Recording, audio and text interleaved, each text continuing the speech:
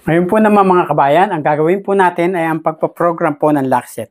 Ang una po natin gagawin ay pumunta po tayo sa Play Store. Mag-download po tayo ng application na TT-Lock. TT-Lock. Check po natin. Ito po ang ating pipiliin po, itong TT-Lock Smart Lock. Install po natin ito.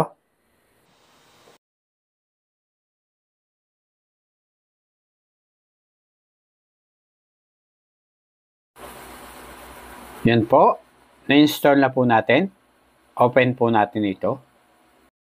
Pindutin po natin ang agree.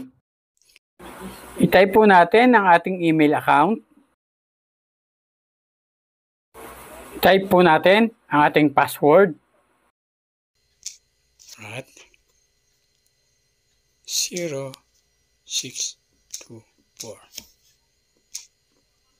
Log in. Agree. Choose country. Philippines. Yan po. May account na po tayo. Ayan po, ang gagawin naman po natin ay buksan na po natin ang ating account sa TT-Lock. Yan po, lumabas na po ang ating account.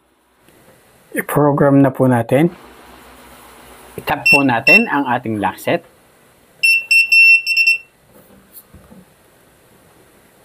Punta po tayo sa Add Lock. Add Lock. Yan. Pindutin po natin ang Door Lock. Pindutin po natin ang Next. Pero i-tap po uli natin ang Lockset. Pindutin po natin ang Plus.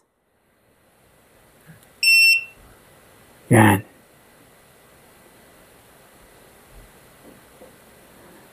Enter po natin ang pangalan. Halimbawa po ang pangalan ay pangalanan po natin ng Juan. Yan. Press po natin ang OK. Successfully. Yan po. Ang Lockset pong ito, ang pangalan niya ay Juan. Yan po. Nabubuksan na. Yan. Ngayon po, ang gagawin po natin ngayon ay mag-issue.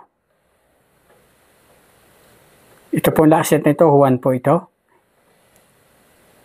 Pindutin po natin ang Juan. Ang gagawin po natin ay mag-issue ng card. Pindutin po natin ang card. Yan. Pindutin po natin ang add card. Mag-i-issue po tayo ng card. Halimbawa po, pero marami pong pwedeng pagpilian dito ng pag-i-issue ng card. Meron pang time, permanent, yan, recurring, yan. Halimbawa po ang ating i-issue ay permanent. Press po natin ang permanent.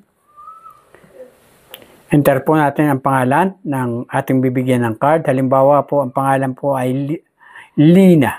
Halimbawa, Lina. Yan. Press po natin ang OK.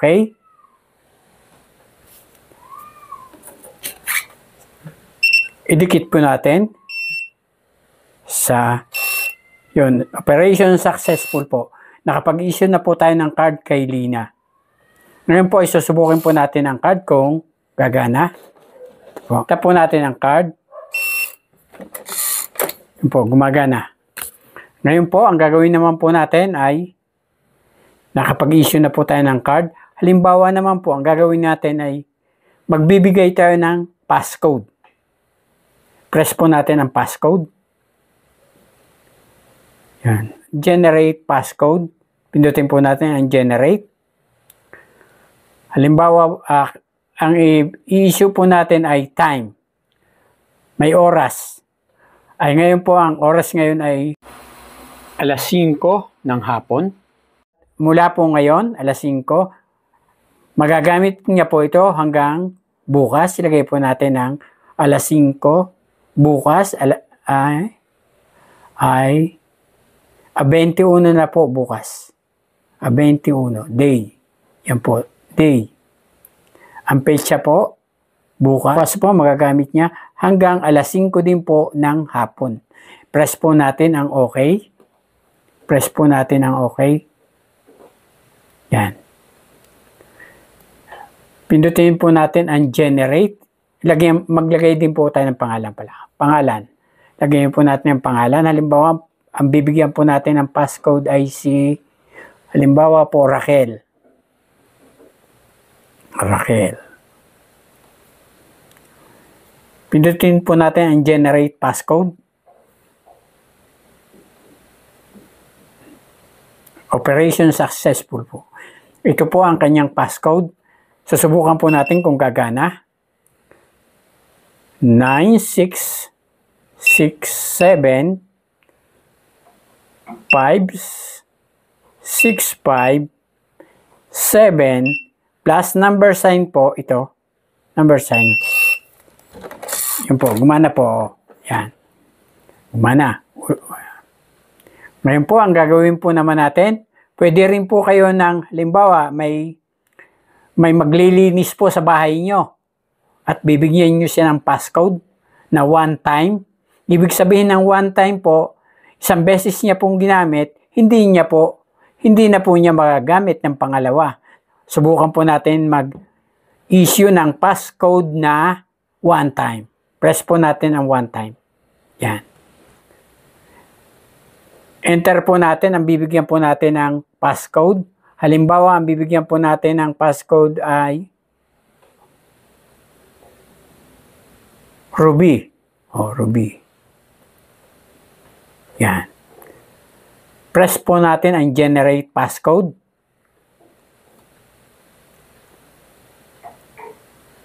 Yan, nabigyan na po natin ng one-time passcode si Ruby. Ang kanya pong passcode ay ito po. 19, subukan po natin kung gagana. 19305480 plus number sign po. Number sign. Gumana po. Yan. Ngayon po, nagamit na po niya ng isang beses. Ngayon po, gusto kong bumalik siya. Halimbawa, bumalik siya. Dapat po, hindi po niya na po magagamit. Dahil, nakaset lang po siya ng one time. Ang ibinigay po natin sa kanya ay one-time password. Dapat, hindi na niya po magagamit ng pangalawa ang passcode na yon. Subukan po natin kung gagana pa o hindi na. Dapat po hindi gagana ito. Ayan. I-enter po ulit natin. 19305480 number sign. Hindi na po gumana kasi one-time password. Ngayon po, subukan po naman natin ang custom password. Halimbawa po ay sa permanent po.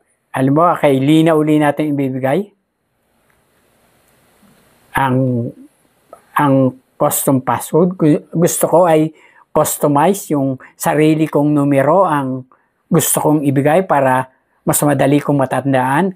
Ang ibibigay ko po sa kanya ay custom passcode. Mag-i-issue po tayo ng custom passcode.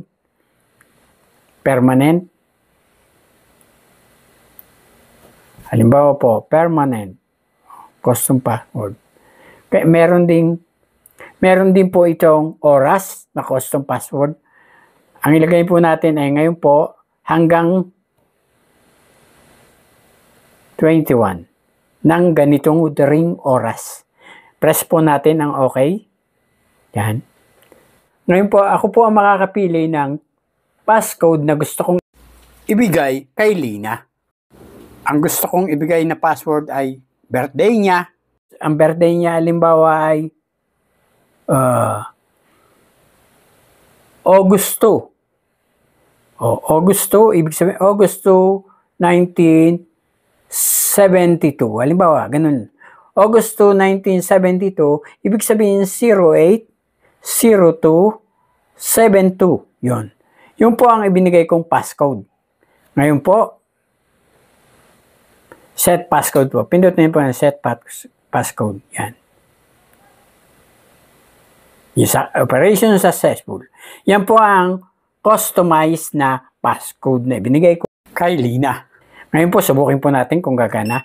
Ito po ay magagamit niya hanggang bukas lang.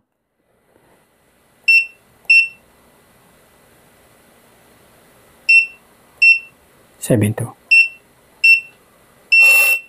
po. Yan po. Gumana po ang ating passcode na binigay kay Lina.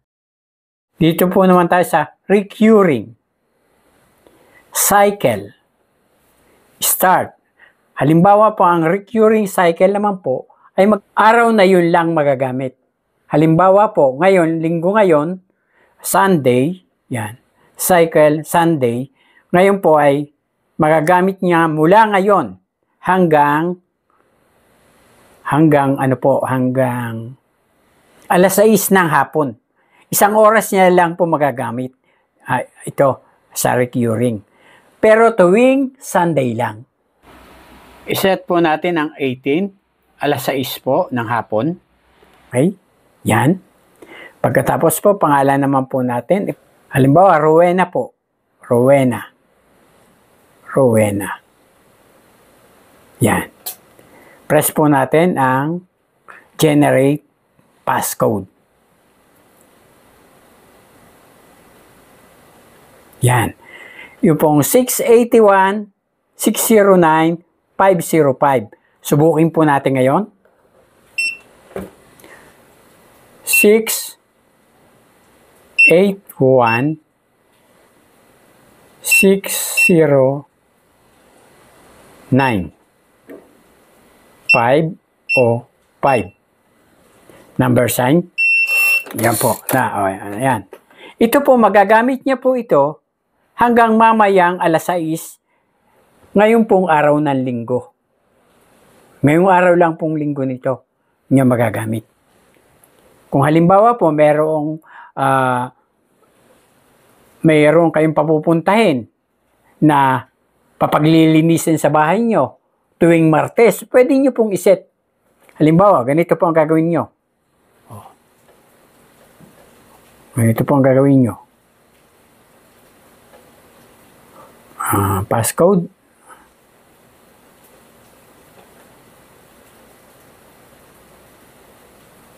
Generate passcode. Punta po tayo sa recurring po yun.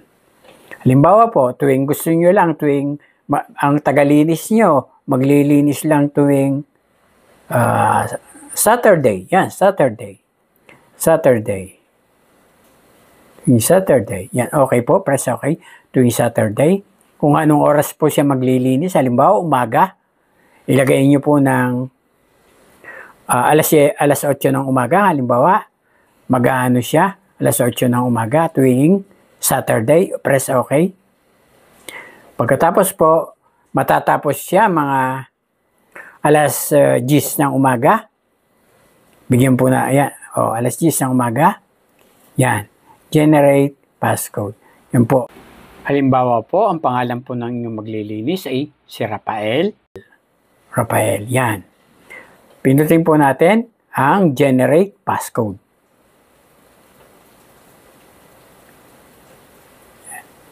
Operation successful. Yan po ang passcode ni Rafael na magagamit niya tuwing Saturday mula alas 8 ng umaga hanggang alas 10. Kung pupunta siya ng Biyernes, hindi niya magagamit yon. Tuwing Saturday lang. Yan po. Yan po pag-setup ng mga passcode. Yan. Ayun po, kompleto na. Kaya po, nakalagay doon sa kanya, inactive. Kung kayo naman po ang may-ari ng bahay, kayo ang may-ari ng lockset, pwede nyo rin po itong gamitin na pambukas itong cellphone. Ito po, pipindutin po natin. Sa cellphone po na inyong ginamit para sa application na titila. Yan po. Kung halimbawa naman po, ito ay halimbawa na lobat. Ang gagamitin nyo po ay metal key para mabuksan ito. Ganito po ang inyong gagawin, mga kabayan. Yan, bubuksan nyo lamang pong ganito. Pagkatapos po, kunin nyo po ang metal key. Pipihitin nyo po, yan. Ayan. Yan. Kung halimbawa po, naka-double lock. Halimbawa, nalobat. O kaya, naka-double lock. Ito po ang gagamitin nyong pang bukas. Yan. Yan po. Halimbawa po, ito po ay may natutulog po halimbawa sa loob at i-double lock niya. Double lock. Ito pong card hindi po makakabukas. Hindi po makakabukas. Kahit ano pong card, kahit passcode hindi makakabukas kung naka-double lock sa loob.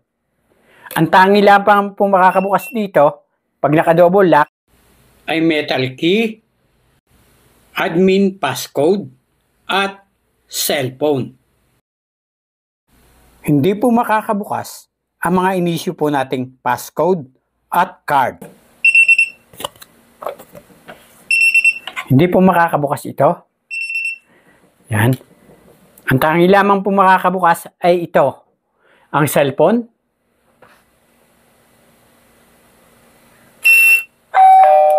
Yan po. At ang metal key. At ang admin passcode. Subukan po natin i-double lock.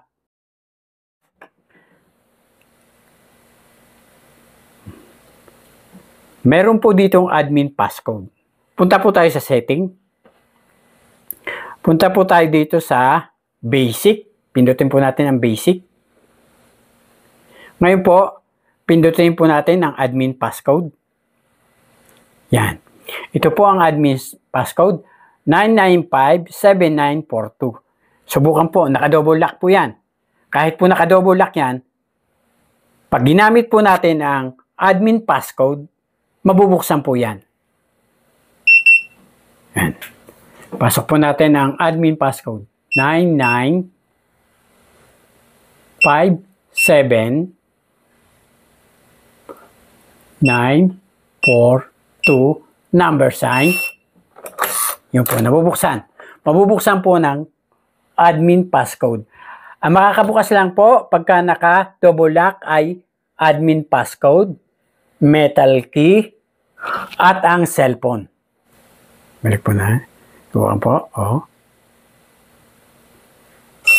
Yan. Mabubuksan po ng cellphone. Mga kabayan, kakabsat, kasangkayan, ganyan lamang po kasimple ang pagpo-program titila. Ngayon po ay hinihiling ko po sa inyo na mag-subscribe upang dumami po ang ating subscriber at marami pa pong makapanood ng aking mga ni-upload na mga video. At pakipindot ang notification bell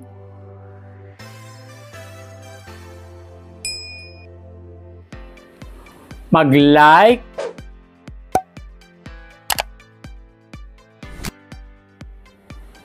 mag-comment, at i-share.